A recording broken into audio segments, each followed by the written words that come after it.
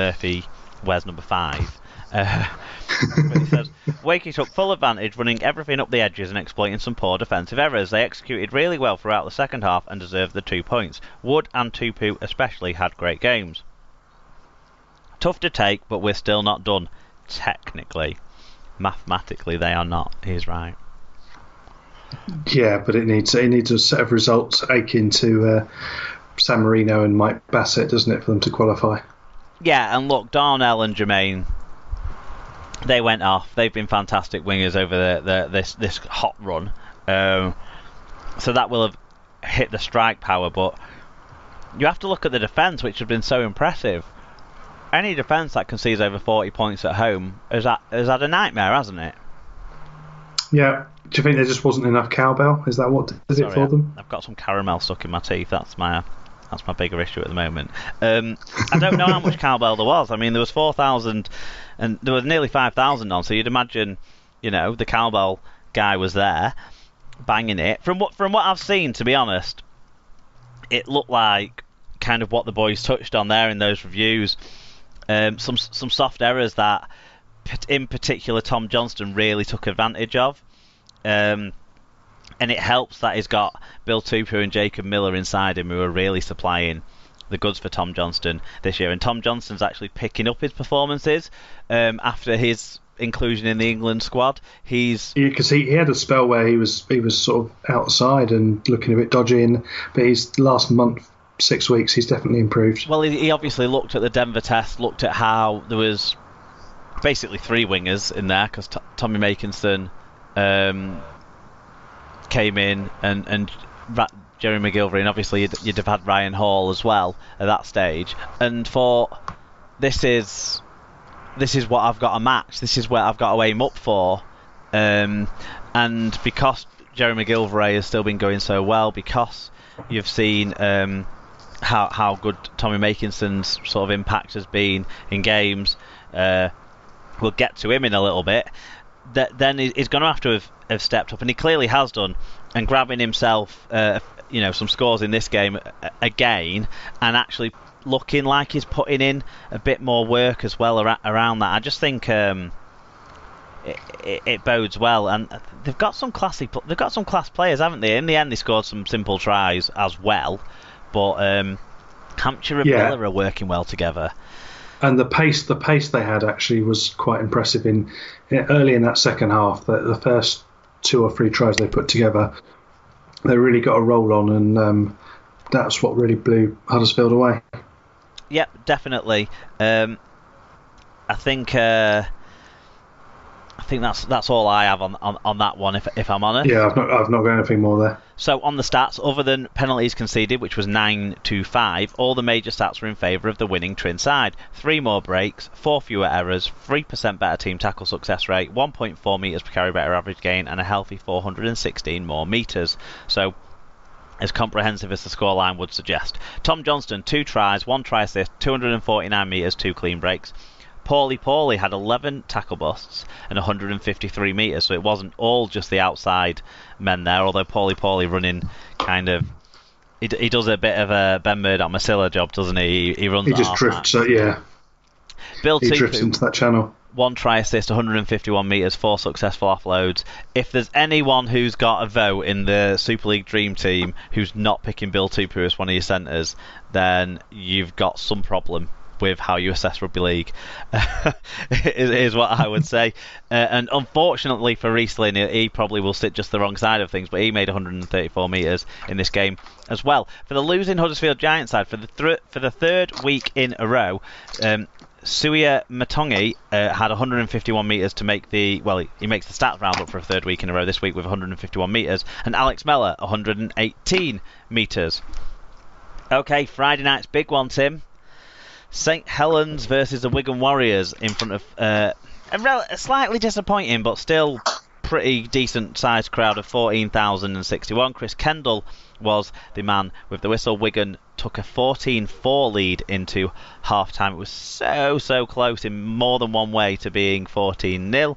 They managed to carry that through in the second half and win 30 points to 10 to put the League Leaders Shield celebrations on ice. We have plenty of people getting in on this one. Let us know what the first one said, Tim. Yep, so at Ben_Paulden. So it's a new one for me. Welcome on board, Ben. Been in touch a few times over recent weeks. He is a budding star of the SLP family, I would suggest. Okay, well, welcome nonetheless. What an awesome game of rugby league, one of the best I've ever seen. Outstanding work all round, but top work from Greenwood, Hamlin, Gildart and even Sargentson against a top Saints side. Some incredibly strong carries, putting a fair few red V's on their backs made it a joy to watch for a Wigan fan. Greenwood and Hamlin had their best games all season. Keeping the League Leaders Shield in the box made the win all the sweeter. Yeah, I think Greenwood, Hamlin and Sargentson, the people he picked out there, all had their best games of the season. Our sympathies and condolences go to Dan Sargentson as well with the loss of his brother over the weekend. Definitely, it sounds absolutely tragic at 23. Yeah, that's awful news for him and his family, and it kind of puts rugby league in perspective. We're going to talk quite a bit about this game. We've got a few more fan reviews to go through, and Dan Sargentson should feature in what people talk about because he was fantastic in this match. But yeah, obviously rugby league is second now for Dan and his family, and we really hope that everyone can rally around him and they can get through this difficult time.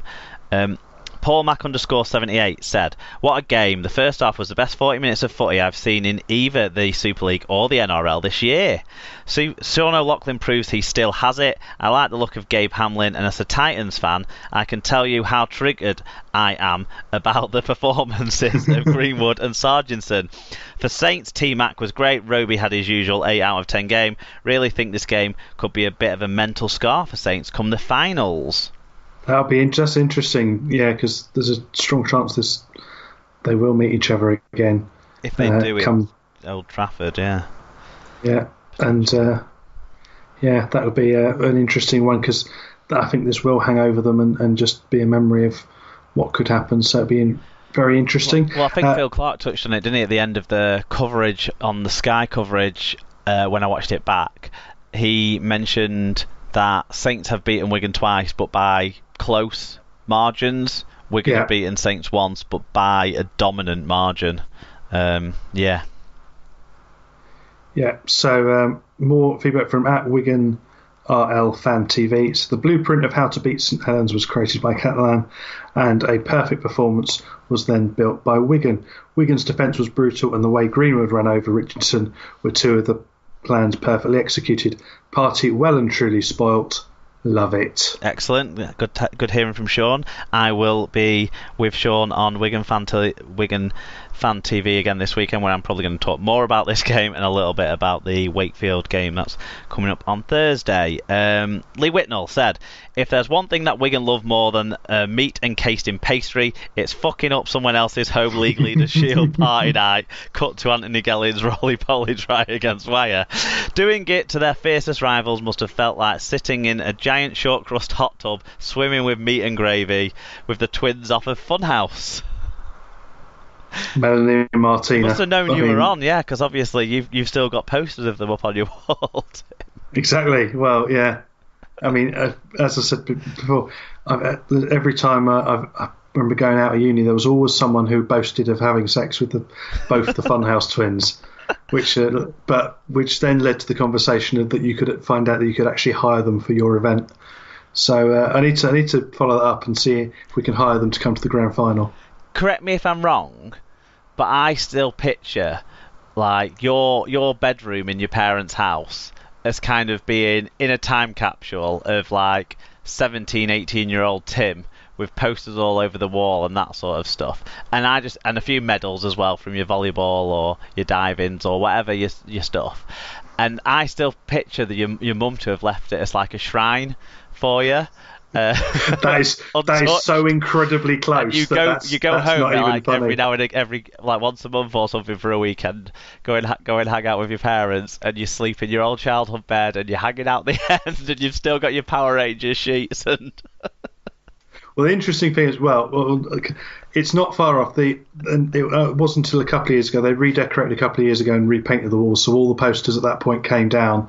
But there was a couple of rugby posters up on one wall, there was a poster of Morrissey and Muse on the other that were definitely there. All the books are pretty much as they were. And interesting, the bed is the same. However, when I was 15 and shot up, I got a specially made bed, which was an extra 1.5 foot longer. Ah. So I've got a bed that's extra length there. That's yeah. But other than that, it's almost as if you've been in there and you've seen it, which is quite shocking. But obviously, I do, because where they live and the convenience of everything, I do go back fairly regularly. So it's not far off.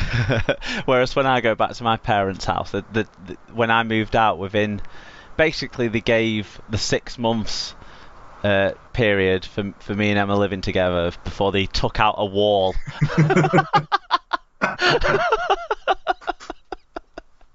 And basically said, "You ain't coming home again, son."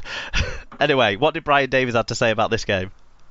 Yeah, he said that Ben Barber wouldn't be in your top 10 defensive fullbacks, would he? Made to look like a fool several times against Wigan. Not quite sure why Saints are only interested in scoring via a wonder ball to Makinson in the first half. Give him a decent pass and he'll do the rest. 3 defeats in 4 games for Saints now. Wigan were very good and it was a really enjoyable game, which has been a change for Sky Games this season. I would throw a little star against that, and maybe I'm looking at one of the games in particular kind of with a little bit of a fancy cherry and white coloured spectacle, which is the Wigan Warrington game where Wigan kind of bossed it at the Magic weekend. But I look at all the games between the current top 4 sides and just scratch out the Castleford against Saints one at the start of the season, and probably maybe their game to an extent in the cup, but the one at the start of the season, and all the other games between the top 4 sides, I think have been really enjoyable this season from what I can recall watching them, and quite high quality as well. Some of them have been kind of shootout scoring. I think the Warrington Cass game was a bit like that, and some of them have been a bit more grittier and defensive and resilience won out. And I think the Wigan versus Warrington Josh Woods drop goal game might fit that bill. But well, the whole derby was a good one, wasn't it, for the neutral that wasn't sat on the edge of their seat invested in it? The one at Easter. The one, well, no, we don't talk about that one. The most recent one, the mid thunderstorm. Yeah. So there has been, I think, a few really top games between these top sides. Though I also think like Leeds were involved in a couple of good games against St Helens as well, even though they're a bottom 4 side. So there has been some other good games, but I don't want to. I find it hard to judge on this one against other games because we absolutely bossed it against Saints at Saints, and I absolutely love bossing it against Saints at Saints. There's nothing like that walk back from the stadium to the car park next to the World of Glass when you've beaten Saints at Saints. It's such a joy-filled walk when you've won. Karsten said, an amazing... Is it totally wicked, in fact? What did I call it?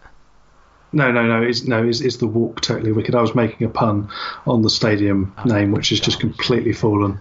Yeah. But there we go. Garbage name. Yeah. Anyway, Karsten said, an amazing game by both teams, but Wigan were the better side. The smile on Sean Wayne and the scenes after the game should bring tears to the eyes of every Wigan fan because they are losing their greatest fan of their club. Oh, did anybody see Barber? Well, I saw him slipping in a sliding when Ollie Gildart showed him how it's done. Yeah. Yeah. Meerkat says, superb derby game. Saints really didn't play badly. They put the Wigan defence under plenty of pressure, but it was just an outstanding performance by Wigan. So hard to pick man of the match. Well, Louis McCarthy Scarsbrook, according to our league.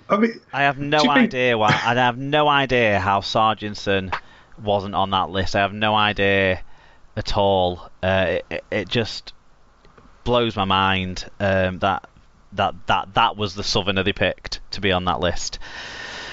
David Lawrence. Who do you think that he's a legend of the game at all, or do you think it's just a blind 12-year-old who's never watched a game of rugby league? Because sometimes it's like they just pick names out of the paper of who they think might be involved in something. They obviously picked the name at the point where the never right off the Saints bollocks was still being spouted because they were right off a ball in the last 10 minutes of this game, and And so, yeah, David Lawrenson at David Lorrow said, there was an audible noise as Wigan clicked into gear at last. Escaray has to be the starting fullback. Move Tompkins into the halves and then next year Hardacre into the centres. We have to find ways to get talent on the pitch for most of the game.